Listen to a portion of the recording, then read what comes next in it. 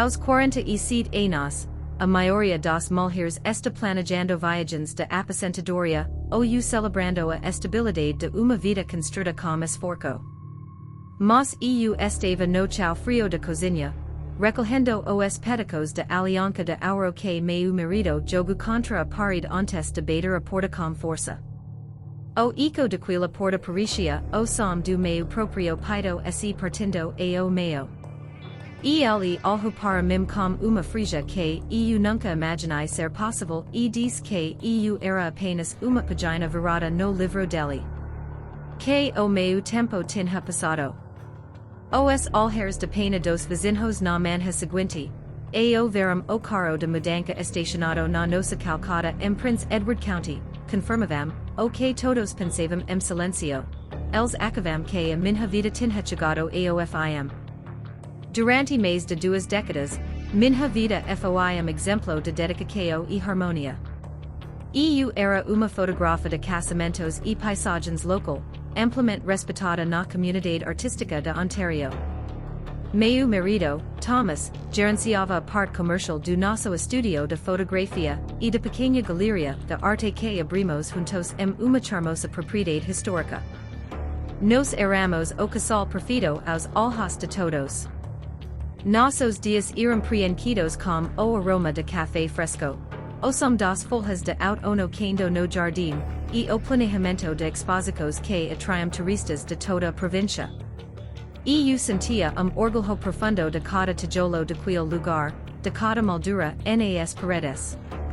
Era o meu porto seguro, o resultado de noites claro editando imagens, e de dias frios capturando a luz perfeita nas colinas canadenses. No entanto, a estabilidade é uma ilusão confortável que nos impede de ver os abismos que se formam bem debaixo dos nossos pés.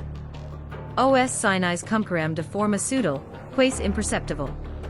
Thomas começou a trancar o celular com uma nova senha, alegando que eram questos de segurança financeira da galeria.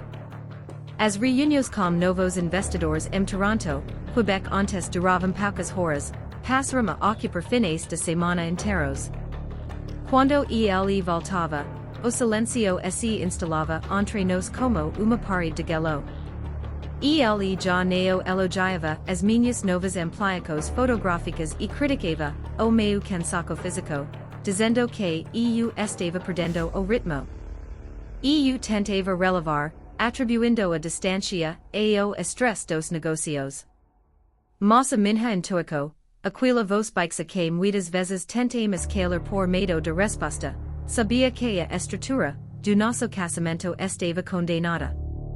Havia perfume diferente nas jaquetas dele, tom de voz defensivo a cada pergunta simples sobre o futuro do nosso estúdio. A verdade veio à tona uma tarde cinzenta de novembro. Eu precisava de arquivo antigo no computador central do estúdio e acabei encontrando uma pasta oculta nos relatórios fiscais. Não eram apenas planilhas, eram mensagens, comprovantes de transferências bancárias substanciais e recibos de hotéis boutique em Quebec. Thomas estava desviando fundos de nossa galeria, há 18 meses para financiar uma vida paralela com uma jovem designer que havíamos contratado para modernizar nosso site. Quando o confrontei na mesma noite, esperando nega que o arrependimento, encontrei apenas olhar de destino. Ele confessa tudo sem derramar uma única lágrima, afirmando que estava cansado de rotina, cansado de viver com alguém que envelhece rápido demais para os padrões ambiciosos dele. O desabamento foi imediato e devastador. Em menos de 2 semanas, Thomas acionou advogados agressivos que usaram cláusulas anti-gas do contrato de abertura da sociedade para congelar as contas operacionais do estúdio. Como ele cuidava exclusivamente de burocracia financeira enquanto eu me dedicava à arte, percebi tarde demais que quase toda a propriedade intelectual e os contratos imobiliários estavam no nome de uma empresa de fachada controlada por ele. Fui forçada a deixar a galeria que construí com minhas próprias mãos. Os amigos mais próximos, aqueles que compartilhavam jantares caros conosco, desaparecerem ou escalharam, o lado dele, atrados pela promessa de novos investimentos na rede de galerias que ele planejava expander com a nova parceira. Fiquei sozinha, com duas malas de roupas e minhas câmeras fotográficas antigas. O inverno daquele ano foi o mais rigoroso de minha alma. Aluguei minúsculo apartamento acima de uma oficina mecânica nos limites da cidade, onde o barulho dos motores competia com o som do meu coro durante as noites de insônia. Minhas mãos, que antes seguravam a câmera com precisão milimétrica, tremiam ao segurar uma xícara de chá barata. Eu olhava no espelho e mal reconhecia a mulher de 47 anos com olheiras profundas e o olhar desprovido de brilho. A comunidade artística local me olhava com condescendência. Eu era a ex-esposa do grande empresário Thomas, uma mulher considerada obsoleta pelo mercado e abandonada pela sorte. A sensação de invisibilidade social era pior do que a escassez financeira. Eu parecia rescunho de alguém que já existiu. A virada cômica com telefonema inesperado uma manhã de terça-feira. Uma antiga cliente, cujo casamento eu havia fotografado há mais de 15 anos nas ilhas de Toronto, entrou contado. Ela não sabia do divórcio e queria saber se eu estaria disponível para documentar projeto humanitário e de revitalização cultural focado mulheres maduras uma comunidade rural isolada, no norte de Ontario.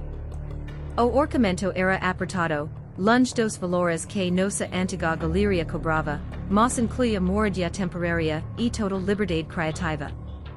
Olhando para o teto descascado do meu apartamento e sentindo que não tinha mais nada a perder, decidi decidir. Era a chance de colocar uma lente entre mim e a minha própria dor. Mudar-se para o norte foi como respirar oxigênio puro após meses de asfixia. A paisagem de florestas densas e lagos espelhados exigia uma abordagem visual completamente diferente daquela que eu usava no estúdio comercial. Comecei a fotografar os rostos daquelas mulheres raiz, marcas de expresso que contavam histórias de sobrevivência, mãos calajadas pelo trabalho e olhares que transportavam uma dignidade indestrutível. Pela primeira vez meses, esqueci a treco de Thomas e a humilhao do divórcio. Eu estava focada capturar a essência da resiliência humana. As texturas de madeira envelhecida, o gelo que comicava a derreter nos riachos e a luz suave do amanhecer do norte cumcaram a curar os pedicos quebrados de minha própria identidade. O caminho de reinvenção nunca é linear. Quando as primeiras prévias do meu novo trabalho documental foram publicadas uma revista cultural independente de Toronto, Thomas e seus advogados tentaram intervir, enviando uma notificação extrajudicial alegando que eu estava utilizando técnicas e conceitos desenvolvidos durante o período de sociedade de nossa antiga galeria. Foi golpe baixo para tentar me intimidar e minar minha confiança nascente. Ele queria que eu continuasse invisível, uma nota de rodate na sua história de sucesso. Mas algo havia mudado dentro de mim. A fragilidade do lugar a uma firmeza silenciosa. Procurei cervico de assistência jurídica local e decidi contestar a notificação. Eu não abriria mão da minha arte, a única coisa que ele não conseguia me roubar. Transformei o projeto documental uma exposição solo itinerante intitulada The Second Verse, o segundo verso. Foquei inteiramente na beleza, força e complexidade de mulheres que se reinventaram após os 40 anos. Usei técnicas de luz natural dramática que transformavam cada retrato uma pintura cinematográfica de realismo puro. Sem os recursos de grande galeria de Thomas, fiz parcerias com bibliotecas públicas, centros comunitários e pequenos cafés independentes por toda a província. A resposta do público foi avassaladora. Centenas de mulheres viajavam quilômetros para ver os retratos e compartilhavam suas próprias histórias de supercao no livro de visitas de exposição. Eu não era mais apenas a fotógrafa, Eu havia me tornado a vos visual de uma legião de mulheres que se recusavam a ser descartadas pela idade ou pelas circunstâncias. O ápice de minha jornada neo envolveu escândalos ou vinganças teatrais. Aconteceu de forma serena e incontestável. Uma das maiores fundecos de arte do Canada seleciona a exposição de second verse para receber prestigiado Prémio Nacional de Fotografia Documental, acompanhado de uma bolsa substantial e de uma exibição permanente uma grande galeria no centro de Toronto. Na mesma semana, sob por conhecido como que a ambiciosa rede de galerias de Thomas havia entrado recuperação judicial após uma série de investimentos arriscados e processos trabalhistas movidos por ex-funcionários. Ele tentou me libertar de noite, talvez buscando eco do passado ou uma reconciliação conveniente. Olhei para o visor do celular, o nome dele brilhando na tela e simplesmente não atendi. O silencio agora trabalhava a meu favor. Hoje, eu olhar para a luz de tarde que entra pelas grandes janelas do meu novo estúdio próprio, sinto uma paz profunda e genuína. Aos 47 anos, eles pensaram que a minha história havia chegado ao fim, que eu seria apenas mais uma estatística de abandono e amargura. Eles estavam errados. O divorcio e a traco neo foram o ponto final, mas o prefacio de uma existência muito mais autêntica e poderosa.